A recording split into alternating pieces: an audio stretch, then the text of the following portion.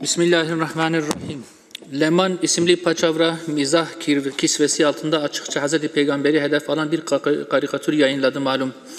Kutsallarımızı doğrudan hedef alan bu ve benzeri provokatif yayınlar hukuk sistemimizdeki yetersiz ve caydırıcılıktan uzak cezalar sebebiyle cesaret bulmaktadır. Hüdapar olarak geçtiğimiz hafta meclise sunduğumuz kanun teklifiyle dini değerlere hakaretin müstakil bir suç olarak düzenlenmesini ve bu tür fiillere karşı caydırıcı cezalar getirilmesini teklif ettik. Bu son olay teklifimizin ne kadar yerinde ve gerekli olduğunu ortaya koymuştur. Söz konusu teklif, toplumun farklı kesimlerinden yükselen haklı tepkilerin ve taleplerin karşılığıdır.